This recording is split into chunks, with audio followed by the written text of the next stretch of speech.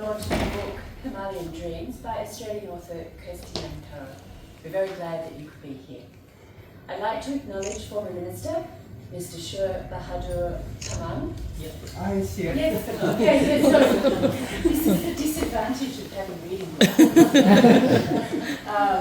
Thank you so much for joining us. And thank you, Kirsty, for having this book launched with us here today. It's an absolute pleasure to host this event and to have the chance to hear about Kirsty's book, Himalayan Dreams, and also to learn about the inspiring story of Som Tamang. Kirsty is an accomplished journalist who had a long career with our national broadcaster, the ABC, working in regional Australia, including in Alice Springs and in far north Queensland. She was recognised with several prestigious journalism awards during her career and before embarking on her new chapter. It was while working for the ABC, shortly after the 2015 earthquake, that Kirsty interviewed Som Tamang, a trekking guide and passionate activist against human trafficking and child marriage, and a truly inspirational person. I think it's fair to say that this interview set Kirsty on a path that has changed her life. Inspired by Som's story, Kirsty has since developed a deep connection with Nepal and has set about producing this wonderful biography of Som Tamang. I'll leave Kirsty to explain her story and the biography in more detail, but I should say that I'm doubly pleased to be hosting this event today. Not just because we're hosting an Australian author who has written a book about an inspiring Nepali, but also because the Australian government shares Mr. Tamang's focus on the issues of human trafficking and child marriage. The Australian government is committed to ending human trafficking, people smuggling and forced labour in all its forms. We use bilateral partnerships, multilateral advocacy and our development programme to raise awareness to fight human trafficking and modern slavery and to strengthen the frameworks for responding to these challenges. We also work to address the drivers of these crimes, including poverty and gender inequality. Here in Nepal, the Australian government has a number of programs that address these issues. We've supported the Network for Investigative Multimedia Journalists, Nepal, to provide training to 120 journalists from the 7 provinces to help them better understand and report on human trafficking issues. Some of the participants have also received fellowships to produce high-quality stories. The Embassy is working with partners including the Asia Foundation and the Forum for Women, Law and Development to support reforms that align Nepal's legislature with the Palermo Protocol, which Nepal ratified in 2020. Due to this support, government agencies are discussing amendments to nearly 15 different laws, which of course they will hopefully pass soon. With Terre des Hommes, we are working with the Koshi province to use sports as a tool to promote protection of women, youth and children from social hazards, including trafficking, modern slavery and forced marriages. And with our partner, Ankas Nepal, we're working with returning migrant women to create a network of community support workers. They help raise awareness about safer labour migration and provide assistance to survivors of trafficking, helping them to reintegrate into society and find economic opportunities. Finally, with Embassy support, Mighty Nepal has been providing much needed support in raising awareness in preventing human trafficking and forced marriages by setting up border outposts to screen suspicious movement and intercept as needed. So Mr. Tamang's work is very close to our heart, and it's fabulous that an Australian author has documented his remarkable story. I'm sure this book will inspire many others and raise awareness about such an important subject. And with that, I'll hand over to Kirsty to hear from her about her and Mr. Tamang's story. Thank you so much for the warm welcome and for hosting this event. It's honestly an honour that I never imagined, so I was so thrilled when I reached out to the Embassy and you were receptive to hosting an event. If we were doing an event in Australia, we would always start with an acknowledgement of country wherever we were in Australia to our First Nations people. I'm from Gimoy, which is the Aboriginal name for Cairns in far north Queensland, and today I am wearing a silk scarf produced by Mangy Australia, which is a First Nations owned company in Cairns, and this is a design made by Barbara Mundraby from the Yidinji tribe from close to Gimoy, and it is actually, the design is the journey of a woman's strength. So I thought that was appropriate to wear today as this story, even though it is a biography of a man, a Nepalese man, it is very much the story of a champion for women's empowerment in Nepal, and hopefully giving some universal awareness and education and inspiration to people wherever they are on the planet, to lift women up and support them in all of the endeavours they are undertaking, and acknowledge the suffering and the trauma that they are often exposed to, and the efforts that are being made around the world to stop things like trafficking and child marriage. And I just want to acknowledge the Australian government's contribution to tackling some of these issues. It's really good to see how much work you are doing, how active you are, and your connections with many organisations in Nepal in trying to eradicate this. Unfortunately, we're still seeing about 50 women a day who are trafficked to India from Nepal, and that is a shocking statistic in this day and age, and certainly something that is a foreign idea in Australia. So I'm feel very lucky to have been born in Australia and have the life that I live, and so I have always had a bit of a social conscience since I was a young girl, and in fact that was one of my motivations for wanting to become a journalist. It was to be a voice for people that didn't have one, and also I was drawn to personal stories of people overcoming hardship in their life. So I was never really terribly interested in covering politics or crime. These are certainly things that I have done in my career, but it was always those stories of triumph over adversity that really took my attention and my heart, and Som Tamang is one of those stories. So as you mentioned, we met in 2015. He lives in Cairns and his village is Batasi in Sindapalchuk, and before I interviewed him after the devastating earthquake, I didn't know much about Friends of Himalayan Children, but I came to know more about his organisation and his work after that first interview. So it kind of set the path, and it did change my life. This book honestly did change my life. I had met my first Nepali friends, I suppose, much earlier, and my oldest Nepali friend, Sachin Patel, is here today.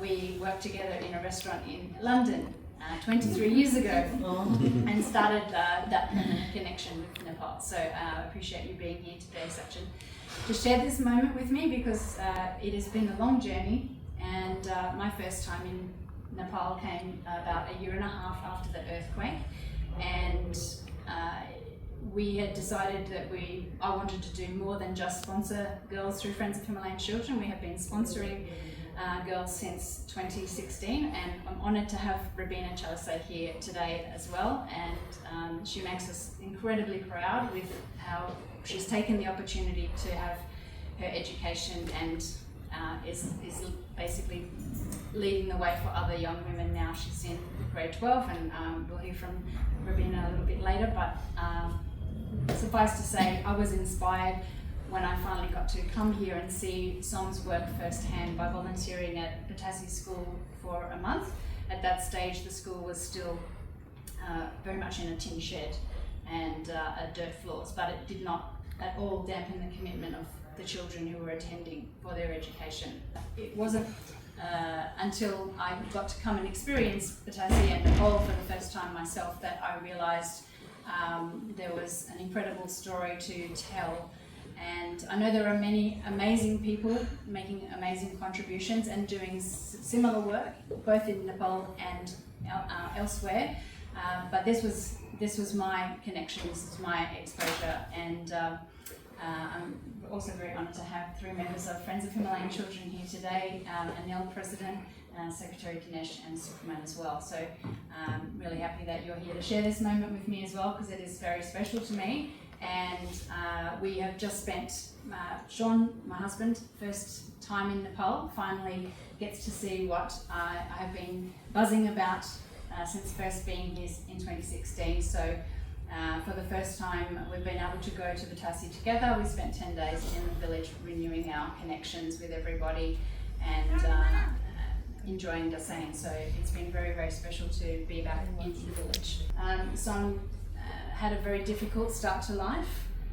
Even as a young boy, he had to, it wasn't guaranteed that he was going to school. His mum had to work hard to get enough money to fund a school uniform. Many families still can't afford uniforms for children to send them to school, but he got to go to school. At the time he attended Batasi school, it only went to grade 5, and there were almost no girls attending. It wasn't seen as necessary for girls to go to school.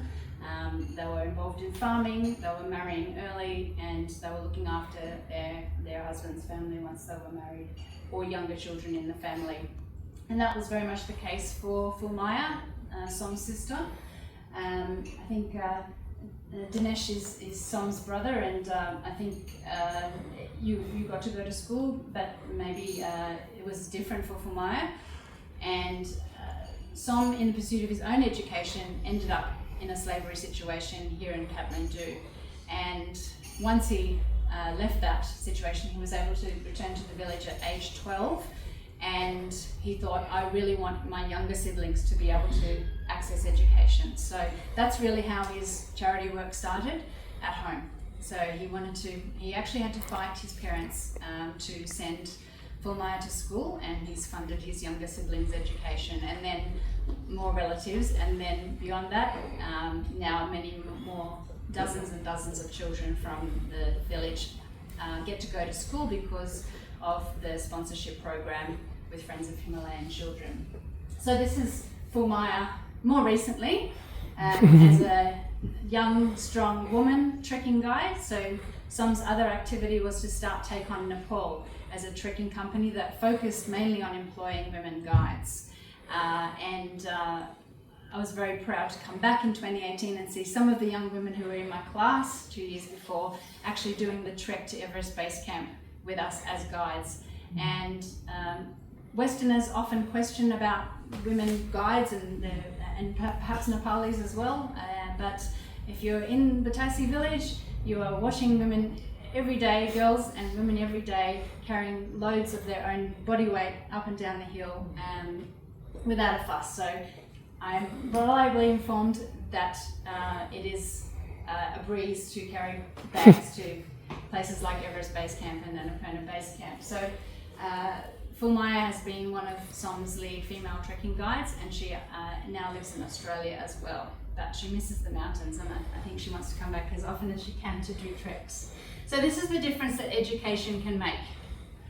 I'm getting embarrassed for being here. So this is Rabina in 2018, so when I was here 6 years ago.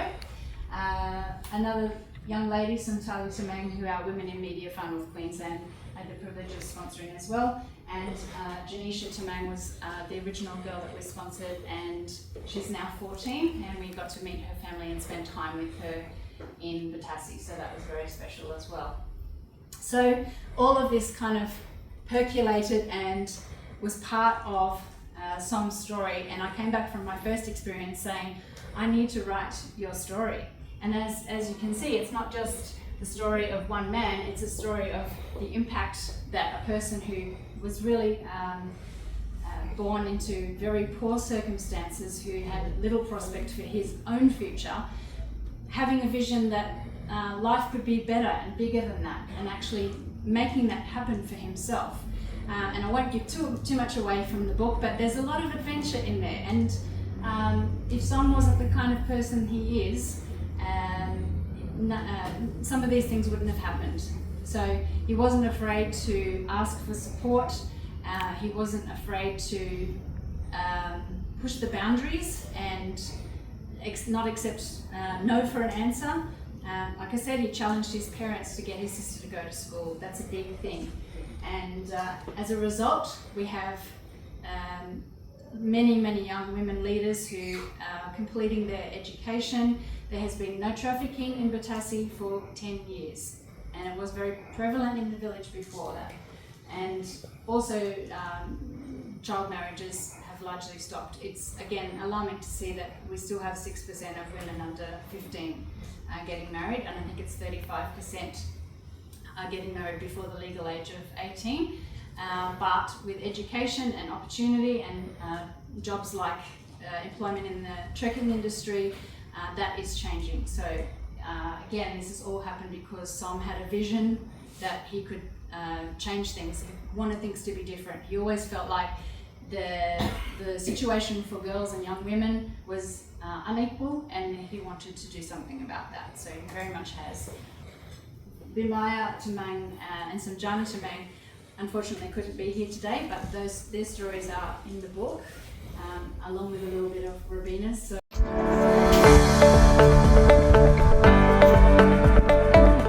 Bimaya, it's so nice to see you again. Bimaya was in my class in 2016, and then 2018 she was part of my amazing Strong Women crew going to Everest Base Camp, and that's where I interviewed Bimaya for Himalayan Dreams. And it's so amazing to see you now that the book is out. I want you to tell us what's been going on for you since we saw each other. My life is very hard. After 4 or 5 years, COVID, I'm married, and 3 years. After 3 years, going back trekking, and yeah, my baby is 3 years old, and yeah, I like trekking, and I'm go back trekking. Very beautiful views and different village, yeah, And different people? yeah, different people, different trek. Yeah. What is your favorite?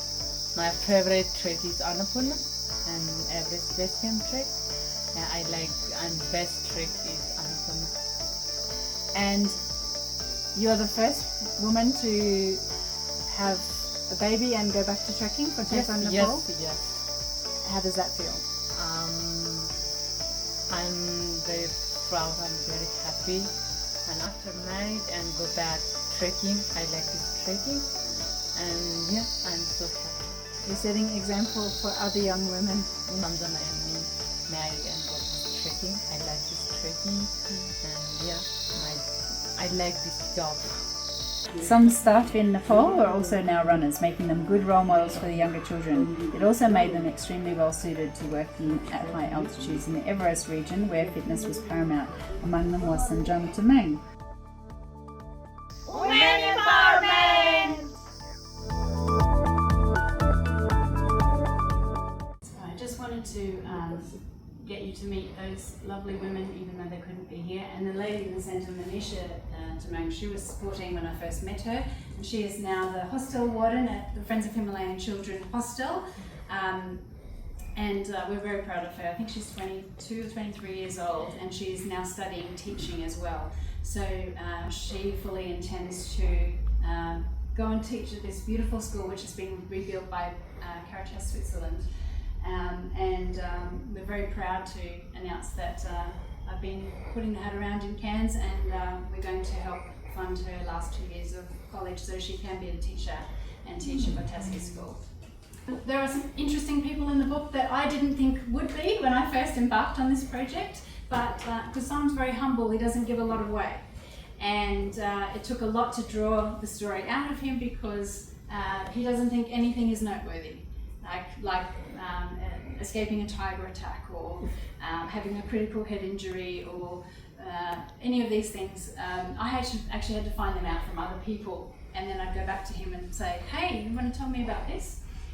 So we've developed a strong relationship since we first met in 2015, and I'm very honoured that Som entrusted me with telling his story. But there are a few perhaps recognisable characters that came up during our conversations, and I was able to interview them all for the book. So you'll find some of their stories about Som in the book. including Australian actors Jason Clarke and Malcolm Kennard, who I was very pleased to meet for the first time when I had a little book event in Sydney recently. Mountaineer Conrad Anker, and perhaps less known but very important, Julia Estrella. Som took to the village many years ago and talked about his vision for growing the school, and he planted the seed with the first funding. So the school, as you know, when Som finished, it was at grade 5 and now all the way to grade 10. So my goal and Som's goal, the Friends of Himalayan Children's goal, is to get that school to grade 12. So what this would mean is that students don't have to make the difficult choice to drop out if their parents can't afford to send them to school several hours away, or they become more vulnerable to things like trafficking and early marriage. It's a great school. It's a beautiful school. Principal Jan Tamang has been there 31 years, and you can see the quality and the calibre of the students who come out of there, like Robina and these gentlemen here. So my goal, and certainly with the help of the Rotary Club of Balaji, and we have 3 members here today partnering with the Rotary Club of Cairns Sunrise, is to try and raise the $400,000 to make that happen. So that would be classrooms, also teacher accommodation, student accommodation. So it's an ambitious project, but it's a project that I hope you can help us advocate for and support. And really that's my driver, is to get out and talk as much as I can about this humble man who has changed life and the future for a generation, and hopefully inspired many more people to give more, be more, do more, and certainly embrace the power of education to change lives. So I encourage you to all visit. Our wonderful Rotary representatives have been to Batasi and had a look at the site for the future +2 at the school. Perhaps Robina can just give us a few words about what it has meant to her to be part of the Friends of Himalayan Children Hostel, and now to have a scholarship or a fellowship with the Samantha Foundation, and most recently Women Lead Nepal. Hello everyone, good afternoon everyone. Thank you for giving this wonderful opportunity to introduce myself, and it's my pleasure. My name is Robina Chalise. I'm 17 years old and I'm from Sindhupalchok district, and I'm passed out student from Sri Pata Secondary School, which is also located in Sindhupalchok district. And then nowadays I'm studying in grade 12 at PS Niketan College, Tinkhune, with management faculty in computer science. And I also used to stay in Friends of Himalayan Children Hostel. The main reason stay there is my family week's economic condition, and then I learned so many things there. And then when I was in grade 10, I applied Samantha Foundation scholarship. Fortunately, I got a scholarship, and then I came here, and I learned so many things in my college and Samantha Foundation. And nowadays, I'm also participating in Women Lead Nepal, Akar Nepal, and then before coming to Samantha Foundation, I didn't listen any organization, and then I learned from them. And then nowadays I learned so many things in Samantha Foundation, Women in Nepal, Akar Nepal, like how to build our confidence level, leadership skills, women empowerment, advocacy and awareness, community work, etc. And in my previous school, I studied all subjects in Nepali, but when I came here, it was challenging to study in English, and then it was also difficult to me make new friends and adjust new environment. And nowadays it has been going well and easy. And then in that time, the most challenges is managing between my studies and extra activities. But I improved my time managed by support from my senior fellow and staff member of Samantha Foundation. And then I especially thank you for Friends of Himalayan Children, Kosti and Son, from my heart. And then if that time they didn't help me,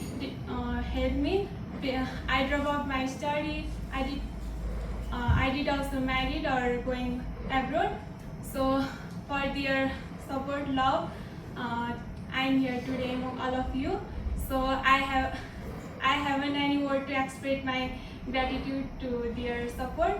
So I am happy to be here. Nice to meet you all. Thank you. An inspiring young woman, you'll agree. I'm hoping that, like me, somebody or a few people that have a reasonable amount of money are inspired to say, yes, we can see how beneficial it would be to invest in this. We're not just investing in buildings, we're investing in people, we're investing in generational change and the futures of these kids in rural Nepal. So I know there are many school projects around and there's a lot of competition for funds, but this one is very, very close to my home and my heart, and I know, having been associated with Friends of Himalayan Children for 8 years now, that it's a volunteer-run organisation. Most of the positions are unpaid, and every cent that is donated to Friends of Himalayan Children is making it to the kids that need it, to make sure that they can get their education, that they're clothed, that they have somewhere safe to stay, and that they have a future that they wouldn't have imagined a generation ago. So that's why I have picked this project to support and advocate for. I would like to really congratulate you for your work, the wonderful work you have done, and you are contributing to Nepal, and we are really proud of you also. Again, thank you so much for coming today and being part of this special occasion for me. It is a huge honour to be here, and I wish you all well, and thank you for the contributions that you are all making to grow Nepal. Thank you.